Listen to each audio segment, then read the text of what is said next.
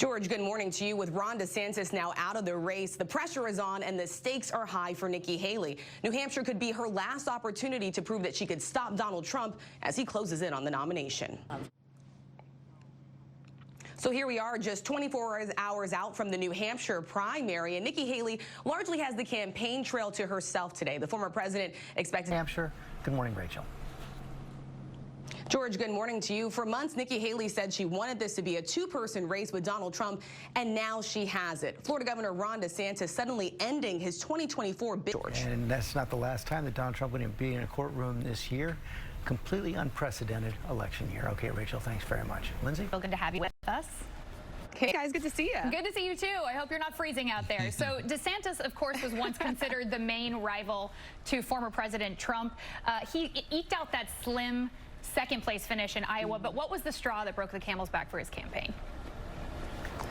Yeah, and look, there was so much anticipation even before Ron DeSantis announced that he was running. I remember being out on the ground with him. Republican voters thought that he was the best opportunity to take down the former president, really the future of the Republican Party. But then there were several things that went wrong with his campaign. He had a lot of momentum very early on. He raised a lot of money. Then he also spent a lot of money, burning through millions of dollars. Then there was the drama, the infighting with his campaign and his super PAC, the political organization supporting Florida Governor Ron DeSantis. And as someone told me just yesterday, look, no one drops out of the race because they want to. They drop out of the race because they lose money and they no longer see a path to victory. And that became increasingly clear for the Florida governor. And he was dealing with this issue of former President Donald Trump and his firm grip on the party. And he realized that there was just no pathway forward for his campaign. So, Rachel, now that DeSantis is out, who gets the big boost in New Hampshire out of the candidates?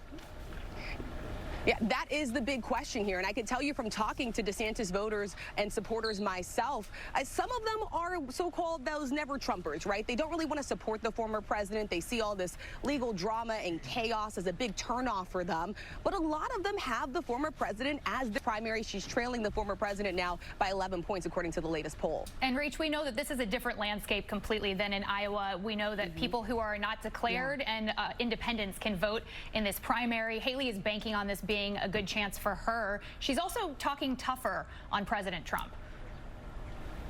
Yeah, and you are spot on about that. And I'll just give you one example. I talked to one independent voter here. She told me that she supported Donald Trump in 2016 and then President Biden in 2020. And now she is looking toward Nikki Haley to be the Republican nominee. That's the exact type of voter that Nikki Haley is betting on in this primary. She is hoping to win over a lot of these independents that are so frequent out here in news, whether he is mentally fit to serve, saying that, chaos and legal drama follows the former president. She's really drilling in on her attacks on him. The big question, though, is it too little too late? We saw the same thing happen with Florida Governor Ron DeSantis, and it proved not to be enough. And for Republicans, November is going to be all about who can beat President Biden. Haley says she's the one to do it, but the path for that is through Trump. Exactly. And so Haley often on the campaign trail touts some of these polls that show a matchup between Haley and Biden and shows her sort of pulling ahead of President Biden. But exactly, she would have to get through the former president first, and that is proving to be a massive challenge. Look, she had that very distant third place, disappointing finish in Iowa. Right now, she is trailing by double digits here in New Hampshire. This could be her very last opportunity to prove that she could stop the former president. But at this point, all signs are pointing to Donald Trump getting closer and closer to taking this Republican nomination. And Rachel, I know we got to go, but any chance of a joint ticket between Haley and Trump? Real quick? Such a good question. I learned in politics early it is not good to give any predictions, but Haley has been adamant about this. She says she doesn't want to be anybody's number two, guys. All right, Rachel Scott for us, our senior congressional correspondent. We appreciate you, your relentless coverage out there. Thanks so much for being with us. Thank you, Rachel. And